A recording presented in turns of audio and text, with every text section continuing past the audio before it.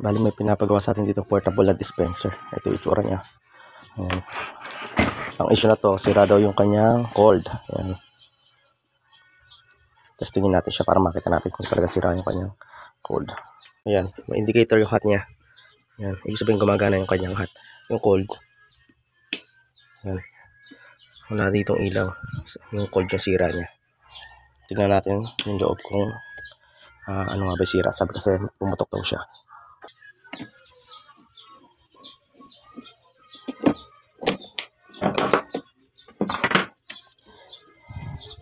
Ayan, balit nandito yung kanyang pinaka power supply. Kaya ganyan ito. Yan, ito kasi yung sa may hot tank niya. Ito. Yan, separate siya. Yan, portable lang kasi ito kaya medyo maliit yung kanyang compressor. Yan, ito yung kanyang portable na power supply. Yan, visual analyzing ko dito, mayroon siyang nasunog dito sa portion na to. Yun. Ayun. Meron siyang mga resistor na nasunog sa part na yan. Yan, dahil hindi naman tayo ganun kagaling sa electrical o electronics, sunog na siya, hindi na natin siya mapapalitan, gawa na hindi natin kayang basahin yung nasunog na yan. Mabuti nilang merong online na bibili to, buuan na siya. Yan, in-order ko na to, hintayin na lang natin na dumating. Tapos siguro plug and play na lang siguro yun kung darating siya, pag dumating siya. Yan, testing natin siya kung gagana. Sunog na kasi siya, yun yung naging sira niya, dahil sabi nga may pumutok nga daw. Yan, hintayin lang natin dumating sa yung in-order natin na board. Yan. So, bali dumating na yung ating in-order na board para dito sa ating dispenser, no? Titignan natin kung makapareho nga ba siya o kung mali man, maisoli natin.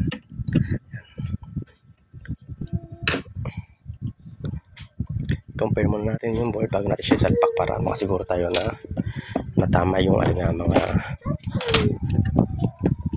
details. Okay. Ayan, bali ito na nga yung board na dati. Yan, yun yung kanyang upload. Yan, ito yung bago natin yung nabili. Maganda naman, nakasecure naman siya. Okay. Yan. Ito yung bago. Yan, compare lang muna natin. Basahin natin yung mga details kung same lang ba siya. Pero sa tingin ko naman, visual pa lang naman, mukhang okay naman. Mukhang same lang. Yun nga. Yan, sa heatsink niya. Yan, parang isa lang naman siya. Yan, isa lang itsura niya. Yan. Sa capacitor niya.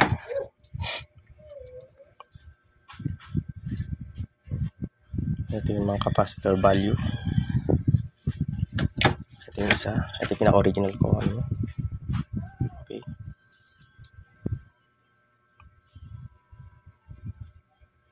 Yan, 40. Okay naman. Itong IC. Yan, IC niya. IC. Yan. Yan, bali same na same siya, no? Yan, kaya siguro salpakan na lang natin. Sasalpak natin kung gagana na siya. Siya nga pala, no? Ang gagawin ko na lang dito para hindi na ako masyado malito. Ayan, medyo maghihinaw pa pala ako sa portion na to. Yan, ito yung lalagyan niya to ng yan, ng live out, ng live input. Itong portion na to, yan, maghihinaw pa pala tayo rito. Para dito, wala itong nakasamang sakit. Wala siyang kasamang sakit. Maghihinaw ako. Sa portion lang na to, tsaka dito. Ito.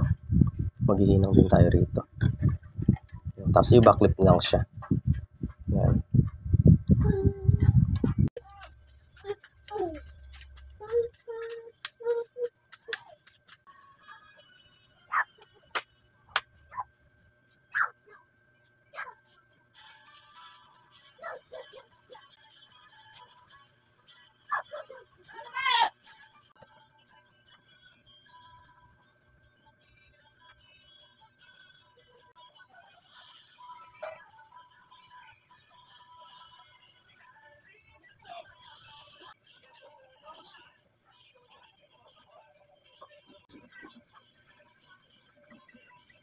Ayun, at nakita ko na yung dahilan ng kanyang sira. Kasi ngayon ko lang kasi nabaklas yung pinaka-board niya. Kaya pala nag-short yan. Ito yung luma. Kaya pala nasunog to. Nag-short siya sa dito. Ayan, kaya pala nag-short dito. Ayan, may sunog siya rito sa portion na yan. Ayan. May sunog siya dyan. Ayan, sunog. Ang dahilan pala niyan, ayun, oh.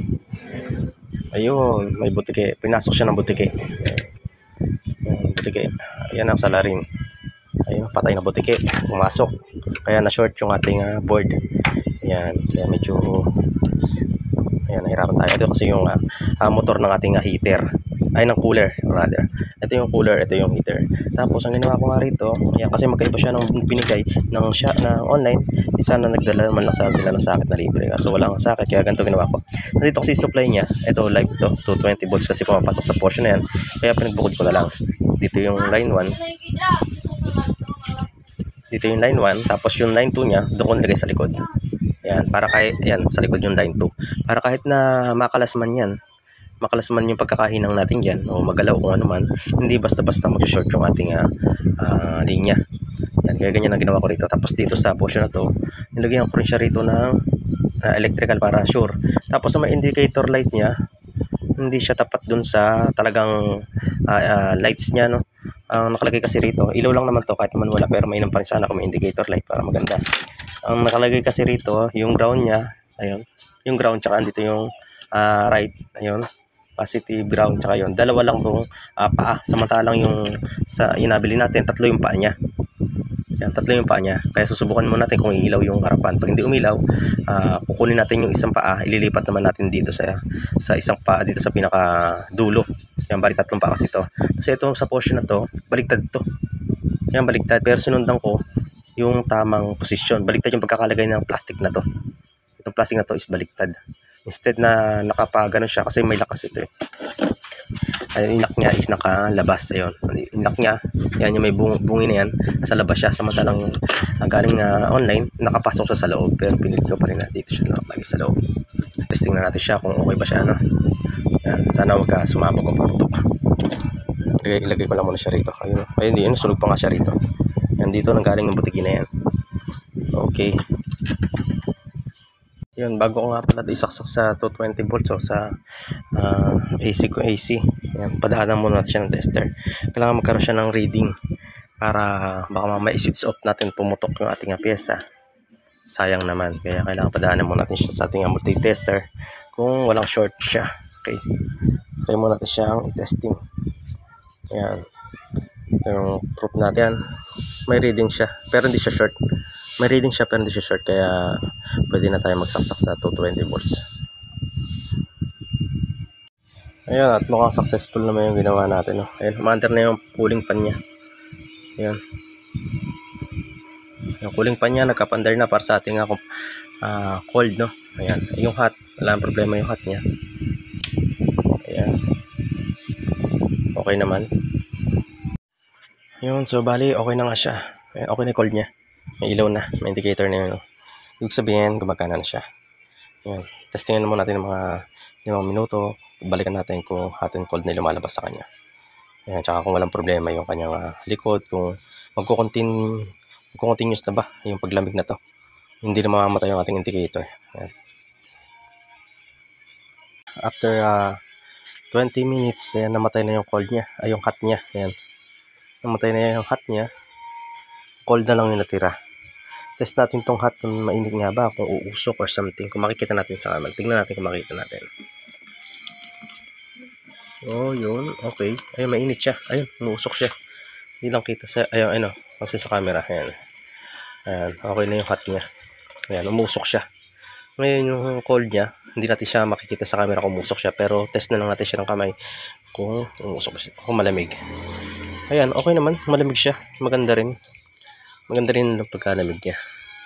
Ayan, all goods na to. Ayan, wala naman naging problema. Continuous naman yung naging ilaw niya. Yung hot, automatic talaga kasi meron talaga automatic yan. Pagka nahit niya na yung tamang temperature ng hot, nagka-cut off siya. Ayan, so bali ito, dapat umandar yan kapag yan, try natin yan. Kailangan umilaw yung hot natin mamaya. Pag lumamig kasi yan, napuno ng tubig. So bali, hindi nga siya nag-open, gawa nga ng wala ng tubig ito. Yan, wala ng tubig na pumasok doon sa ating tangke ng hot. Kaya hindi na buhay yung ating hot. Pero okay na siya. Mainit naman yung lumabas sa kanya. Tsaka walang problema yung hot niya. Ito yung cold lang. Okay na tayo rito. Ganun lang guys. Thanks for watching.